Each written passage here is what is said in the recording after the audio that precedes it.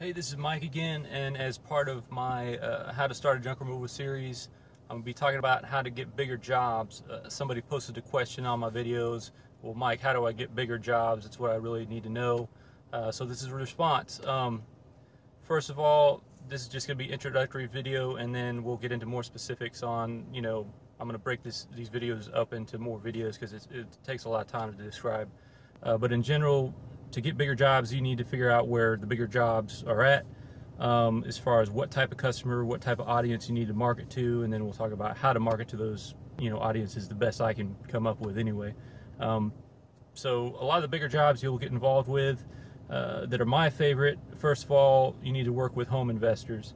Home investors buy houses, and a lot of times they're trashed. People moved out and left a lot of stuff in it, or there's other situations.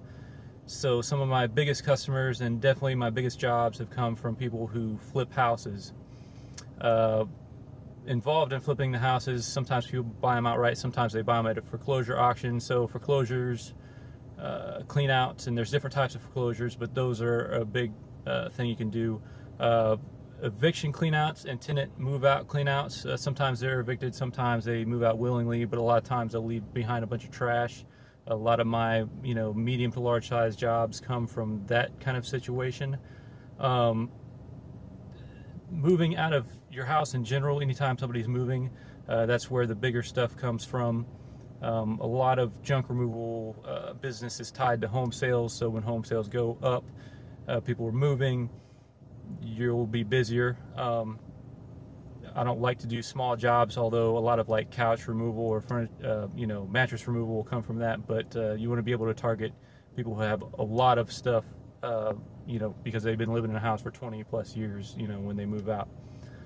Some other big jobs come from when somebody has a death in the family, so they've got to clean up all their grandpa or grandmas or brothers or husbands or whatever stuff that they've stored and accumulated, and they weren't expecting to die, obviously, so they've got a lot of stuff left over that needs to be dealt with. And a lot of these people can be from out of town, so they're ready to get it done because they need to figure out what they're going to do with this house.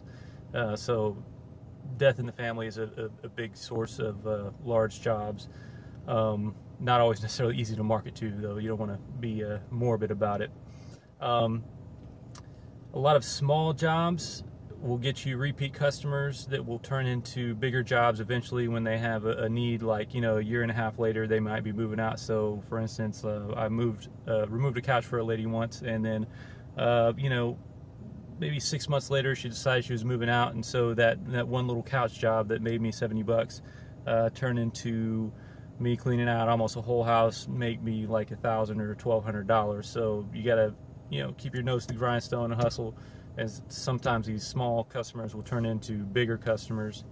One big type of job that I hate doing, but if I look at the numbers, it accounts for a large percentage of my business whenever I was doing things a little different back in the day, is backyard construction waste or remodeling waste cleanouts. A lot of times it's people just dump a bunch of remodeling waste in their backyard, and it's a big deal to get rid of it. It takes a lot of labor to move it from the backyard to the front yard, and people know it, so they'll call somebody like you to provide service to do that. But they're good because it's usually a lot of stuff, and you can fill a trailer pretty easy. So those are typically going to be bigger jobs. Like I said, I hate doing it, and it's important to distinguish between remodeling waste and construction waste, but I'll talk about that in another video.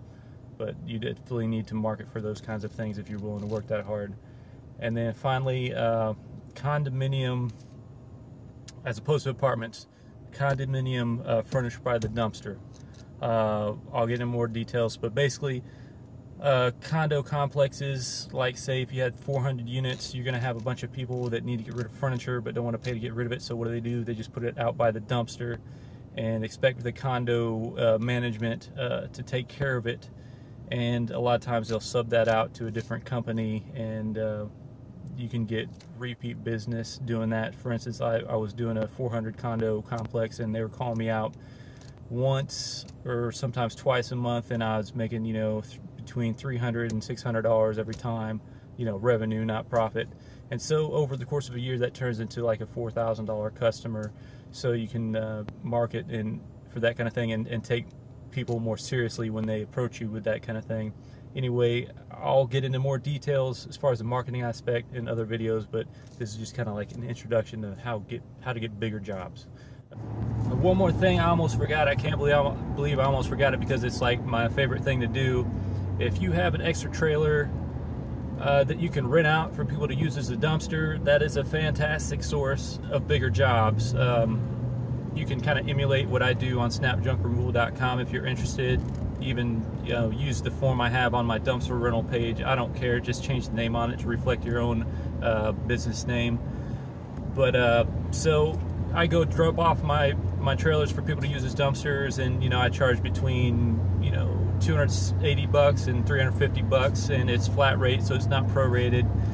What happens a lot of times is not only do I get paid full price for filling the dumpster and without doing any of the labor of my own, and people only hold on to it for a few days, but people don't realize nearly how much stuff they have. A lot of times they underestimate it, so half the time when I go drop off a dumpster, they're gonna need another one in the next day or two, or a week later.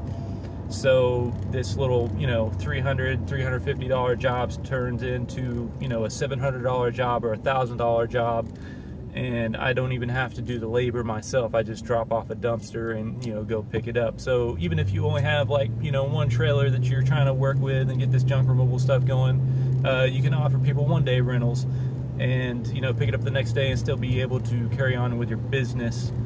You'll get asked about dumpster rentals occasionally, if not a lot. That's why I started doing it, because I knew customers wanted it, and so I started focusing more on that, and it's working out very well for me. So consider the dumpster rental angle.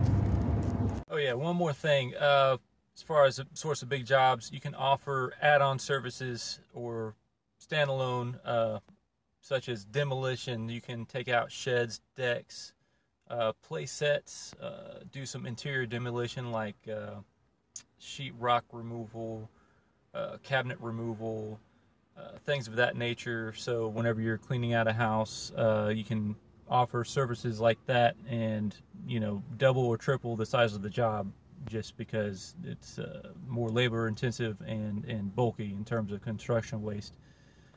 You can also offer moving services as an add-on service, and so you can double the size of a job that way, or maybe even get more jobs because you're also offering moving in addition to junk removal. There's other services, but we'll get into that in more detail on a video.